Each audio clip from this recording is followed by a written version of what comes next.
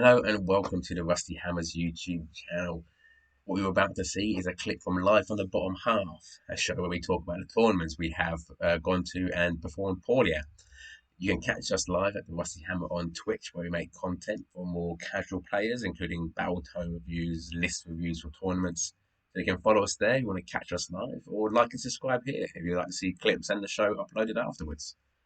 Hope you We enjoy have what you're that about to Savage see. Hammer. So that kind of brings up the end towards our Savage Hammer chat. And as I say, like great guys, great gals. If you can get involved with them, it's fantastic. One day experiences are always very good. What we're going to move into now is before we finish out is what we're stealing the name of a big chat is because of what we're aiming at or we're looking for. People are looking at their first tournament is to talk about our first tournament experiences, like what it was like for us the first time we turned up with a plastic box full of models around 340k players and 60 AOS players. And you're just like, what other people know how to play this game well? So I'm going to open up to that. It's quite an eclectic question. I'll be quite interested to know what your thoughts. That first tournament? What was it? What are the memories that stand out for you? The first time you went. We'll go with Jason because you two went to the first one together, right? No, it was same tournament, different year, or different Oh, okay. 6 months apart. My first tournament, London Open. I took OBR, but very Mortec heavy, very basic list. But I still like playing it. It's even now, even when it's not as good. Beforehand, lots of reading, trying to memorize rules, trying to memorize things, which I now know you don't have to know. Have the War Scroll cards with you. It's fine. It doesn't matter if you need to look at them. If you do, it's fine. Scary, very scary to start with. Luckily, the London Open was a smaller tournament. I think the year we went was probably about 30 AOS, maybe 60-ish, 40Kers, something like that. Yeah, I think it was not as big, but still big enough that first tournament only played Paul and my other mate called James a bit. Very nerve-wracking. When the list came out, I looked at them, didn't really know what I was looking at that stage. And that's all down to experience. You just got to play it, see what works, see what you like, see what you don't like, learn the armies. First match I ever played was against. His name was Kieran. I can't remember his surname. Slaves to Darkness. Slaves to Darkness? Yes. No, Legion of the First Prince. Okay. Bellacore. Oh yeah. Oh god, that's a horrible first I wanted to play against. At the I'm not time, even anymore. At the time, he was the third best Legion of the First Prince army in the country. Oh my god, lucky you. I am still very, very happy. It was not a whitewash, so people will understand what this is. But if you're new, you get a differential score from 0 to 20 on how sort of the score at the end. I think it was something like a 15-5. Oh, okay. So still a big loss. A 10-10's a draw, obviously. So still a big loss. But I got some points on the board against a player of that caliber. I was buzzing at that stage.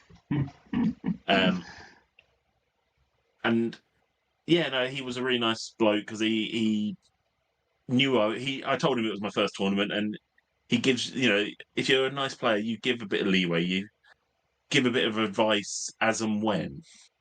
You don't just go, well, you mucked up that. Oh well, my turn. Try and give advice as you go along. Yeah.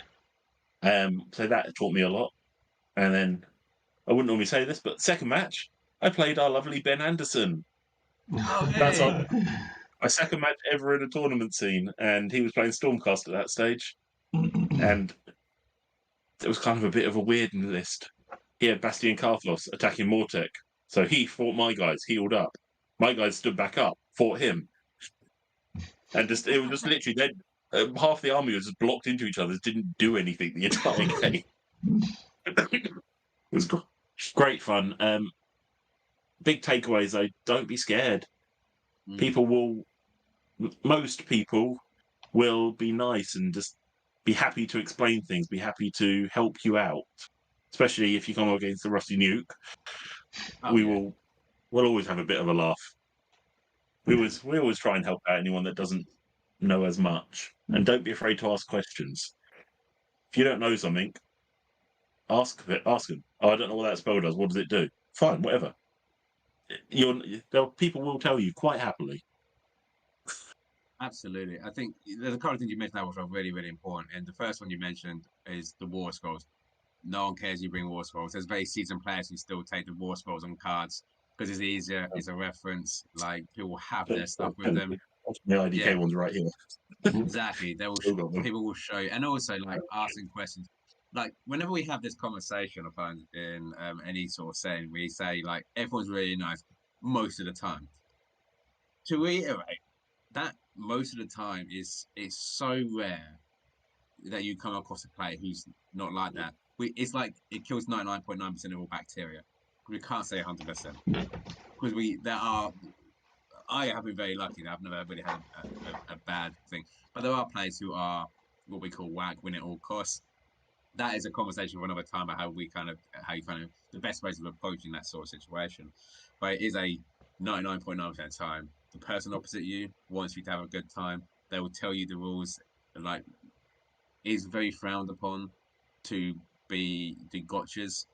Is like a that yeah, it's very frowned upon. Whenever it says like they'll point and say, before you do that, just remember that this can do this to help you do it. Because there's no real victory in beating someone at their first tournament by lying to them or withholding information. And it's such a friendly community. I just want to get it there.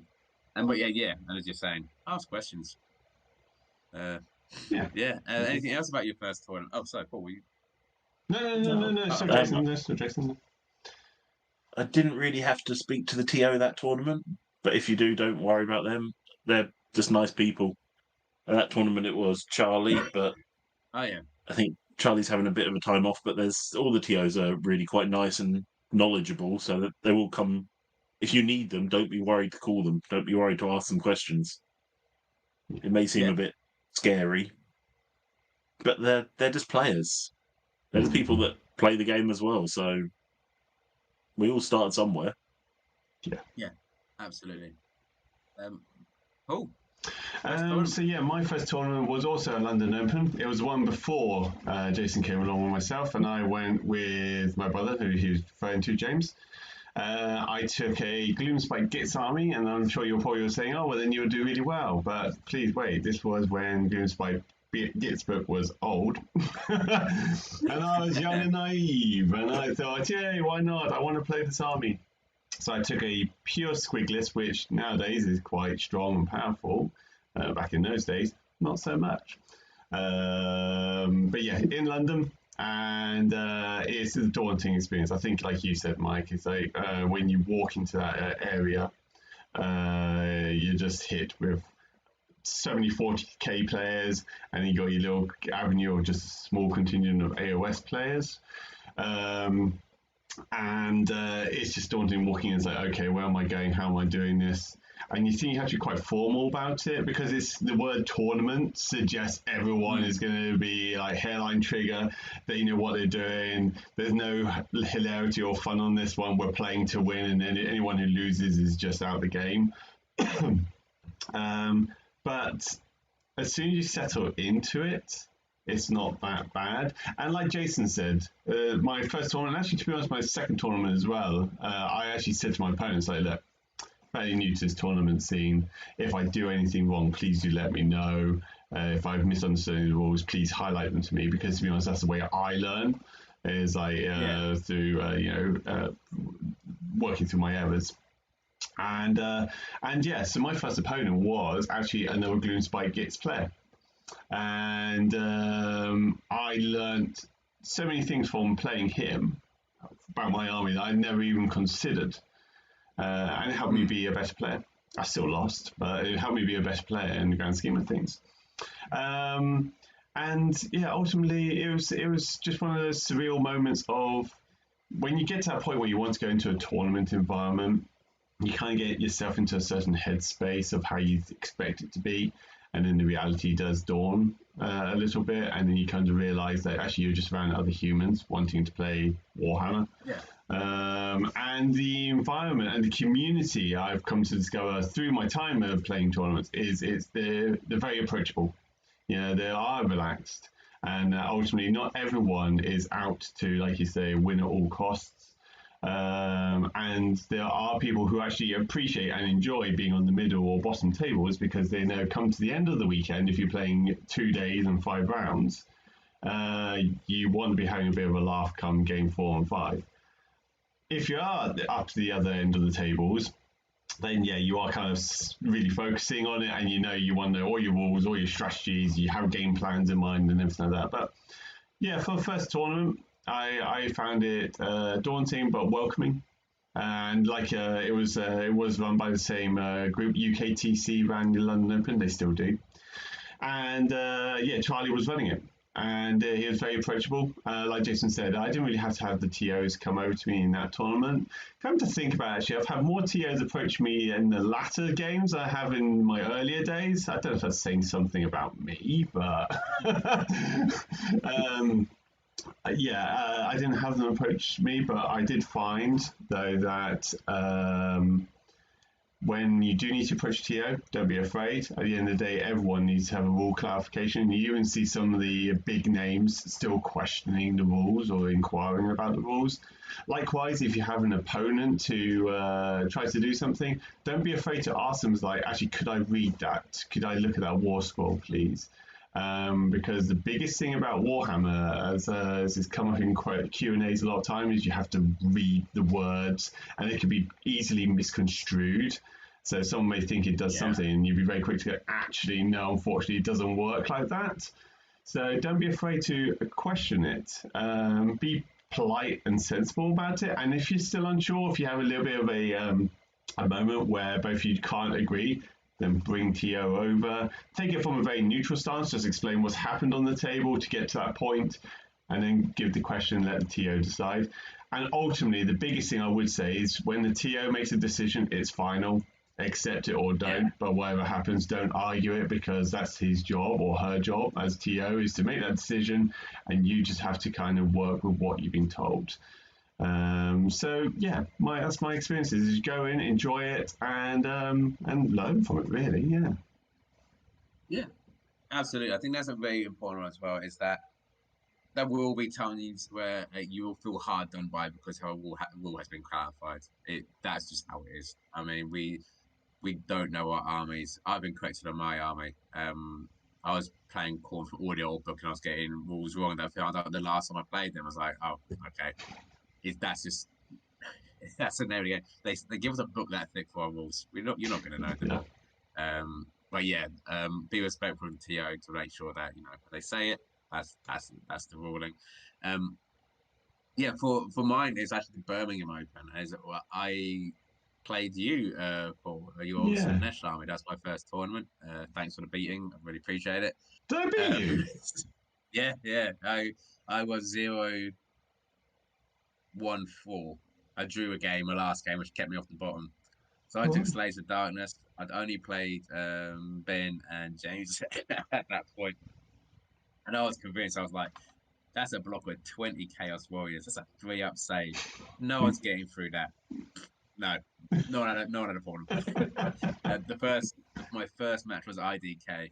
The guy just was.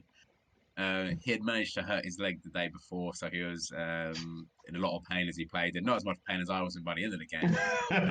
But he walked through, and that's when I first came up that there's -3 rend in this game.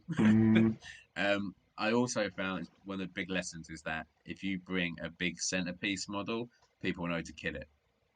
Because I took an allied Bloodthirster and Bellacore, which seems great on paper, but not so great on tabletop. So people need to target that down.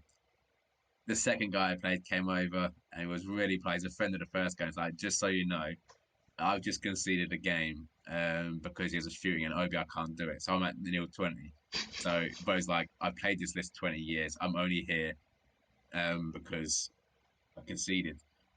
but he walked me through his list, and another good lesson. He went through absolutely everything. It was like there's a block of 20, 30 more tech guard, so nothing you can do will kill that because the half is right next to it.